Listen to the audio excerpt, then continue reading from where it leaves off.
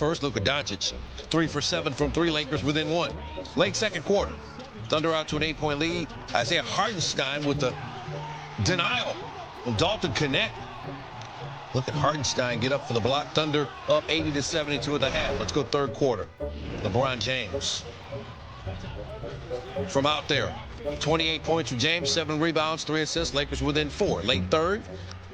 Dončić from even deeper. Lakers 18 of 40 as a team from 3. They got a 2-point lead. 2 minutes left in the third. Thunder down 6. Gilgeous-Alexander showing his range. 5 of 9 from 3 for him. Thunder within 3. Fourth quarter. Just under 8 to play. Lakers down 1. Dončić for the lead. Then he's going to turn around and let the ref know about something. Got his second technical of the night, and he's ejected. He said he was talking to a fan. Oh, sure. Ref wasn't buying it. He chirps at somebody, and the plea would do no good. He would head to the locker room early, left with 23 points, 5 assists, 3 rebounds. Just over 7 to play. Thunder down 1. Gilgeous-Alexander to Alex Caruso. Thunder 18 of 37 from 3 as a team. 6 minutes to go. Thunder now up 2. Gilgeous-Alexander. Step back, and he knocked it down. 5-point lead. Just over 3 to play. They've extended to a 9-point lead. Now Gilgeous-Alexander doesn't think that's enough. He had 42 to go with 6 rebounds. Under 3 to play. Thunder up 12. Lou Dort knocks it loose from Austin Reeves. Cason Wallace bucket in the foul. He had 11 off the bench. Thunder win it. They're 2 games up on Cleveland for home court throughout the playoffs with 3 games left to play. Obviously, the game got a little crazy with the text and officiating and stuff like that. But we just stayed the course, found a way to get stops, and then that's when we're at our best. It was a great game that unfortunately didn't get to sort of finish out the way that I think every basketball fan would want because of some decision making on some individuals' parts. I mean, it was tough. I mean, we were right there. I think we fought the whole game. We were down 8 at halftime. We came back in the third quarter. We were fighting, man. So it was tough to see that with this kind of situation that happened. And that's on me too. So I can't let my team down like that. It was a weird couple minutes after that. Starting with the ejection. I don't know why the ref was taking it personal. He had already gave Luka one, and Luka knew that. And Luka was going back and forth at that time with a fan that was sitting courtside, like Luka does when fans get to talk out of their mind, whatever the case may be. And Luka was going back and forth, and the ref took it upon himself to think it was, verse him or whatever the case may be. But then another tee on Vando after a block shot, and the game was just weird as hell after that moment. But it ended in another double-digit win for OKC, 51st this season. That passes the 72 Lakers for the most double-digit wins in a season in NBA history.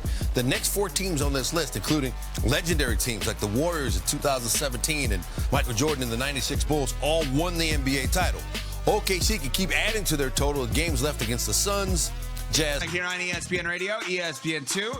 We are presented by Progressive Insurance. So the Lakers and Thunder had a baseball series, 2 games in a row, not on back-to-back nights. They took Monday night off. But the Thunder win last night, 136-120. Their 51st win by double digits this season. Ooh. 51st win. And Shai Gilgeous-Alexander had 42 points, his 13th 40-point game of the year, and his 72nd straight 20-plus point game. He's so freaking good, man. Yes. He's so good. Oh, so smooth, too. I mean, he is an assassin. But the story of the night is that Luka got thrown out of this game. Luka tonight, by the way, and the Lakers in Dallas for the return. The game will be seen on ESPN. And Dave McMenamin, ESPN NBA reporter, explained what happened. It actually is kind of comical. I mean, maybe Luka didn't enjoy it. But Dave, who covers the Lakers in the NBA, explained what happened last night with Luka and a fan. Yeah, I spoke to the fan named Jeremy Price, who goes by the courtside tattoo dude, and he told me that, yeah, he was exchanging verbal spars back and forth with Luka Dončić throughout the game, telling him that his shots, he was leaving them short. And then, obviously, Luka turned back around and shot a verbal spar back at him, and the fan believed that the referee, JT Orr, thought it was aimed at him when the fan admitted it was aimed at him. And the fan told me that last year he has a history of going back and forth with Luka. They did it in the playoffs last year as well. Now, the pool report, Tony Brothers, the official crew chief, said that the vulgarity was directed at the official, but clearly the fan didn't believe that was the case. I mean, should Luka have been thrown out for talking trash to courtside tattoo dude? I mean, we're showing the video on TV. Luka starts laughing when he gets thrown out because he's like, I wasn't talking to you. I was talking to the fan. To courtside tattoo dude. He wasn't talking to the ref that time. Right. Well, he always talks to the ref. He was chirping at the ref in the middle of the third quarter after he buries a 30-foot three, keeps on. Of course, Jared Vanderbilt hits a shot, and then Luka gets teed up right after that possession. He was going at the ref in that instance. So based on the circumstances in that first quarter, if you're Luka Dončić, you leave it up to interpretation. That's what can happen. You can get thrown out of a game. And to me, the shame of it all is that the LA Lakers going into yesterday's game needed to win 2 of the next 4 to lock up the 2 seed in the West. And now you're the second night of a back-to-back after losing against OKC in a game where you didn't necessarily think you needed to play LeBron James and Luka. Mm-hmm. So it just puts you up against it now where you've got to win 2 of your next 3 games. Now, based on the opponents, they should be able to take care of business. You should be able to beat the Mavs. You should be able to beat the Blazers in game 82. So I'm not going to panic, but that to me is another one of those examples of the immaturity of Luka Dončić, and that's something that worries me moving forward, not just for this postseason, but as the Lakers start to build around Luka for the foreseeable future and transition from LeBron James. Yeah, I know that this was a comical misunderstanding in the moment, but it does lend itself to what we have known Luka Dončić to be and what some of his Achilles heels are, and maybe some of the contributing factors to Dallas ultimately saying, we don't think that these are habits that you'll ultimately able to break, whether it's the consistent conditioning, the complaining to the officials, the chirping. These are things that historically we have seen Luka do time and time again. And I'm with UCC. I don't think that there's not a need right now to panic when it comes to the Lakers. I'm not only assuming they're going to take care of business with Dallas, I would expect that to be a very good win for them. I don't know.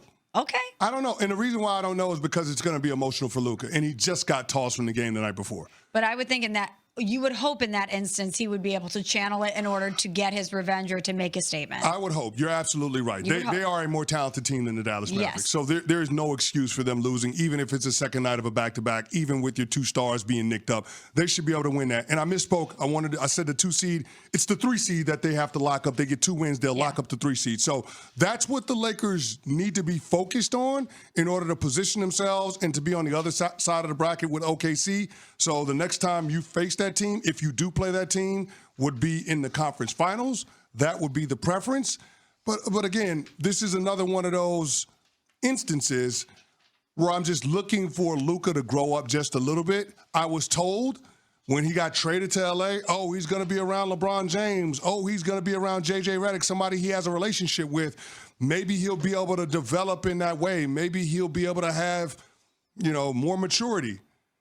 And based on the comments that you got from both of them post-game, it seems like they're more enabling Luka rather than trying to deter the behavior that got him tossed out of the game in the first place. And that is what would concern me if I'm a Lakers fan, not the next couple games and what position they're going to be getting into the playoffs, which obviously matters. But if this is going to be the next wave of Lakers superstar that they build around, and after he's shocked and moved from Dallas, you would think at least in this window that he would be so locked in. He has that chip on his shoulder. He's going to make sure that he is doing everything he can to prove himself in this moment. And if these habits are still there now, what are they going to be like 2-3 years from now? That is what would concern me as a Lakers fan. Nuno, our producer, is devious. I want to point something out. Well, it's brilliant, but it's devious. Okay, go on. Nuno has come up with a way for more people to watch the Lakers and Mavs tonight that actually hurts the Mavs. So think about this. We're going to watch tonight, 7 p.m. Eastern, coverage beginning on ESPN. What Nuno wants is for everybody